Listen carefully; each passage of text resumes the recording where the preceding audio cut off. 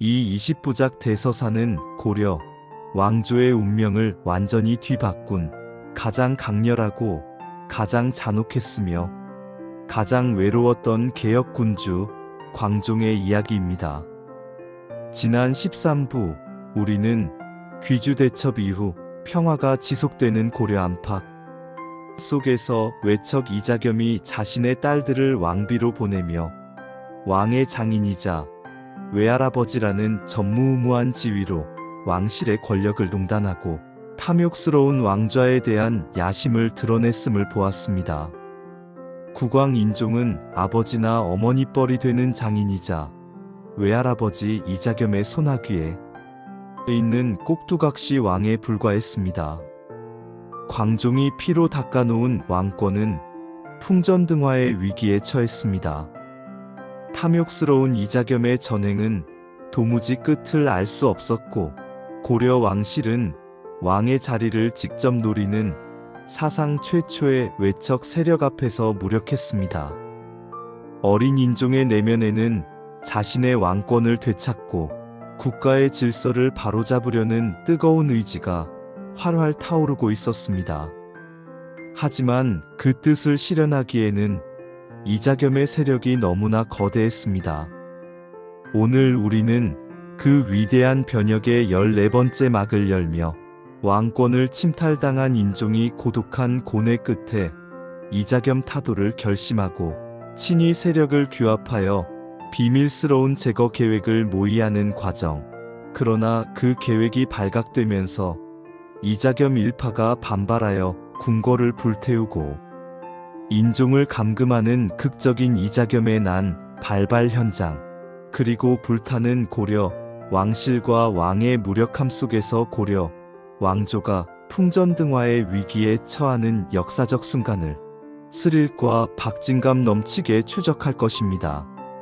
내부 혼란으로 무너져가는 고려의 아픈 역사가 지금부터 펼쳐집니다. 강감찬 장군의 귀주대첩 이후 고려는 외적으로는 평화를 누렸습니다. 하지만 그 평화는 이자겸이라는 거대한 외척의 손아귀에 갇힌 것이나 다름없었습니다. 이자겸은 자신의 딸들을 예종과 인종의 왕비로 보내며 왕의 장인이자 외할아버지가 되는 전무후무한 권력을 누렸습니다. 그의 6째 딸 또한 인종의 왕비가 되는 등 왕실 내부는 거의 경원이씨 가문으로 채워졌습니다. 국왕 인종은 어린 나이에 즉위한 탓에 이자겸의 비대해진 권력을 견제할 힘이 없었고 모든 국가 운영은 이자겸의 뜻대로 좌지우지되었습니다. 이자겸의 탐욕은 끝이 없었습니다. 자신의 생일을 국가 기념일로 제정하고 백성들에게 충성을 강요했으며 그의 자녀들과 친인척들은 권력을 이용해 온갖 부패와 수탈을 일삼았습니다. 광종이 피로써 다져놓은 강력한 왕권은 외척 이자겸 앞에서 속수무책으로 무너져갔습니다. 왕의 외할아버지이자 장인인 이자겸은 마침내 스스로 왕위를 찬탈하려는 야심까지 드러냈습니다. 심지어 자신을 황제라 칭하고 섭정을 하라는 요구까지 서슴지 않았습니다. 고려 왕실의 존엄이 무참히 유린되는 현실을 보고만 있을 수 없었던 국왕 인종은 깊은 고뇌에 빠졌습니다. 그는 이자겸을 제거하지 않으면 자신의 왕권은 물론 고려 왕조의 미래조차 없을 것이라고 판단했습니다. 어린 나이에도 불구하고 인종은 용기를 내어 이자겸에게 불만을 품고 있던 조정 대신들과 왕실 인척 일부, 특히 내시 척준경의 형인 척준영 등을 포섭하여 이자겸 세력을 제거하려는 비밀스러운 계획을 세웠습니다. 1126년 인종과 그의 친위 세력은 이자겸 제거 계획을 실행에 옮겼습니다.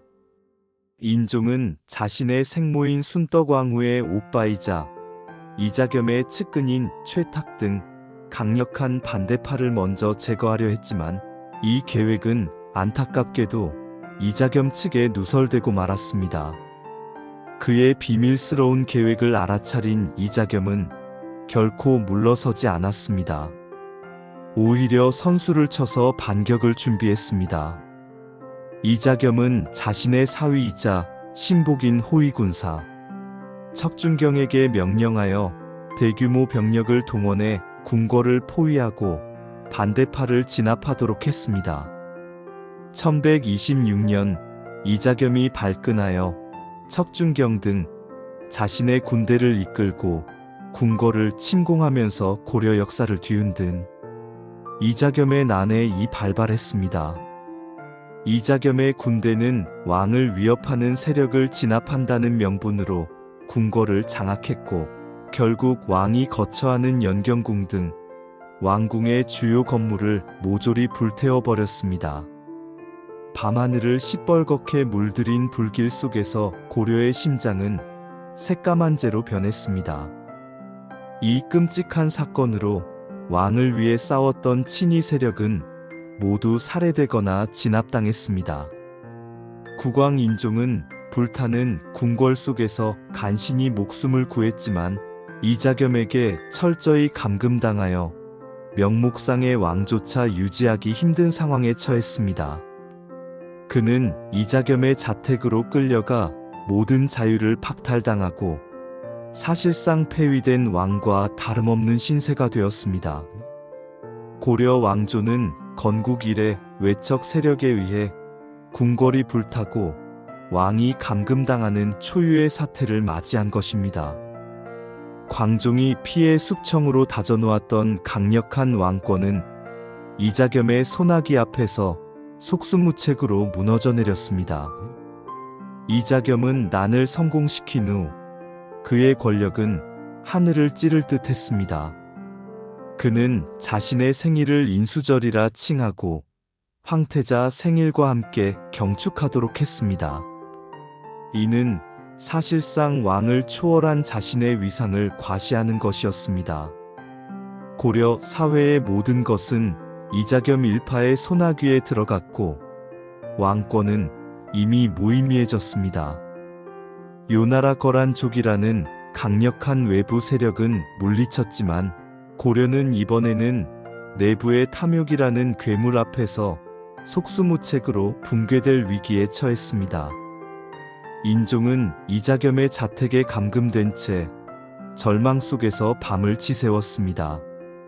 그의 눈빛 속에는 어머니 왕후를 향한 간절한 호소와 왕권을 다시 되찾으려는 처절한 몸부림이 숨겨져 있었습니다. 과연 어린 인종은 이 절망적 상황에서 어떻게 다시 일어설 수 있을까요? 고려의 운명은 이제 단 한 줌의 희망조차 보이지 않는 암흑 속으로 빠져드는 듯 했습니다. 광종 피해 황제, 고려를 다시 세우다. 20부작 대서사 다음 15부에서는 이자겸의 절대적 권력 속에서 무기력하게 감금당했던 인종이 왕후 문정왕후의 기지와 설득으로 이자겸의 신복 척준경을 회유하여 그의 야심을 되려 이용하고 마침내 이자겸 세력을 타도하여 왕권을 되찾는 극적인 역전 과정을 스릴 넘치게 다루겠습니다. 긴 시간 함께 해주셔서 감사합니다.